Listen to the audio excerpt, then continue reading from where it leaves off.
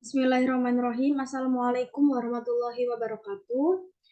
Alhamdulillahirabbil alamin wassalatu wassalamu ala asrofil anbiya'i wa mursalin sayyidina Muhammadin wa ala alihi washabihi ajmain amma ba'du. Perkenalkan, nama saya Salma Maudia Prastiwi dengan NIM 20000333087 dari kelas D dengan mata kuliah Industri Kuliner Halal. Pada kesempatan kali ini saya akan memaparkan mengenai potensi pangan halal di Indonesia. Dengan topik utama yang akan saya bahas yaitu mengenai pendahuluan, perkembangan tren pangan, dan jaminan pangan halal. Selanjutnya yaitu pendahuluan. Indonesia merupakan negara dengan penduduk muslim terbanyak di dunia. Tepatnya berada di angka 240 juta. Hal itu memberikan banyak pengaruh, mulai dari kebijakan, pelayanan, hingga bahkan makanan.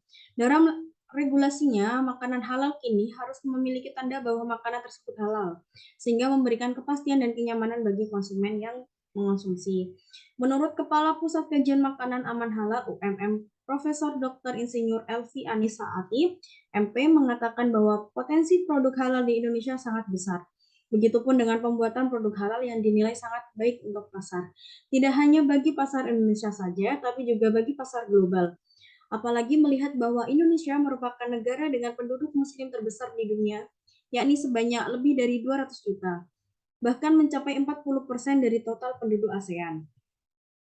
Potensi yang perlu dimanfaatkan terkait dengan industri produk halal, selain untuk mengisi kebutuhan domestik yang sangat besar, kita perlu juga mengambil peran dalam perdagangan produk halal global, ujar Komite Nasional Ekonomi dan Keuangan Syariah atau KNEKS. Pasar global memiliki potensi yang sangat besar. Pada tahun 2017, produk pasar halal dunia mencapai 2,1 triliun US dollar dan akan berkembang terus menjadi 3 triliun US dollar pada tahun 2023. Potensi produk halal lain bidang mode fashion seperti hijab dan pakaian muslim.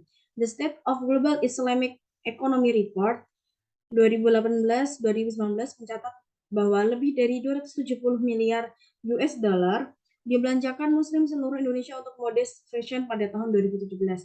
Angka ini memperkirakan akan meningkat menjadi 361 miliar US dollar pada tahun 2023.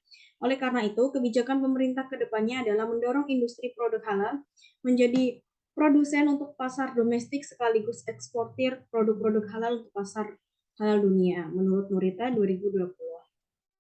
Selanjutnya, produk halal telah menjadi bagian dari bisnis dunia yang nilainya sangat besar dan menjanjikan. Bukan hanya negara-negara Islam, Islamic countries yang peduli produk halal. Negara-negara sekuler dan minoritas muslim pun menjadi isu halal ini sebagai competitive advantage.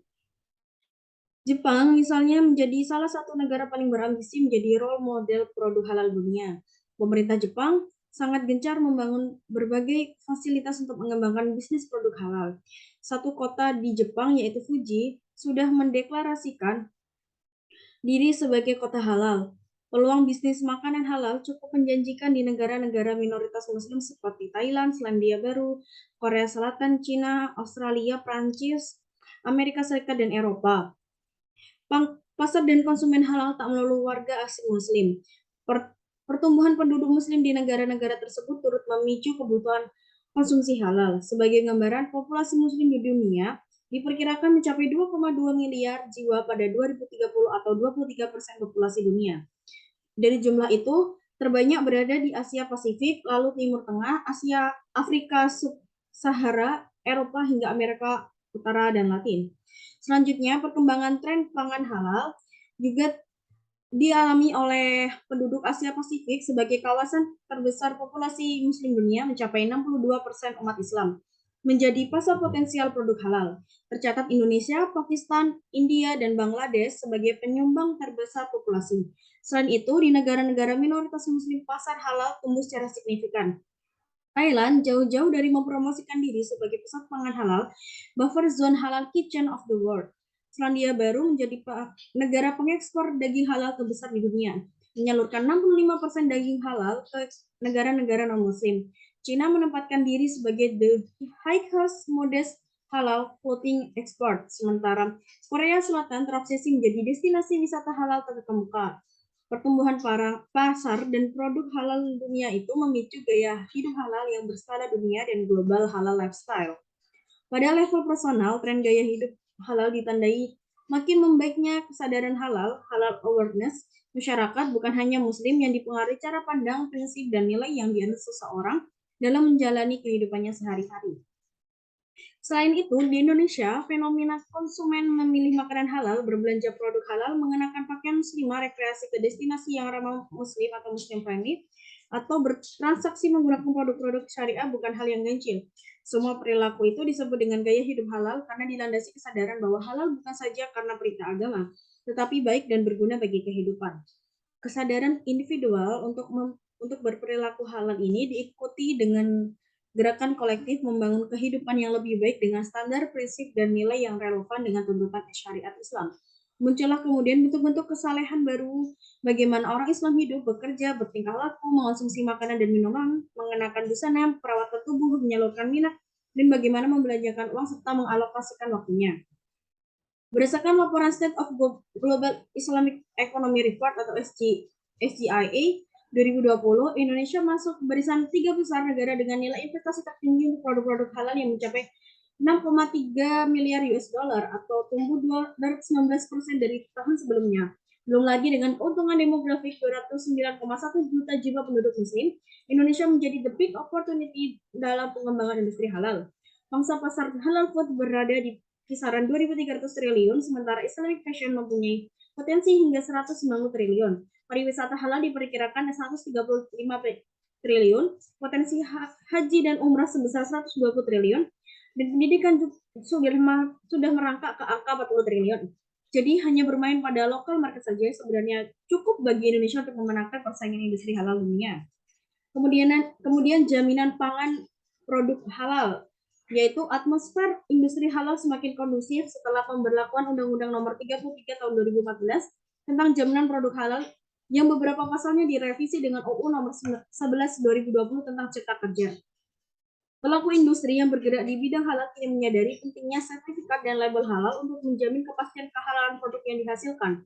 Selain makanan dan minuman, kategori produk yang terkena kewajiban sertifikat halal meliputi barang dan jasa, obat, kosmetik, produk biologi, produk kimia, rekayasa genetika, penyembelihan hewan, logistik hingga barang gunaan seperti peralatan rumah tangga dan alat kesehatan, di samping transaksi perbankan maupun non-perbankan.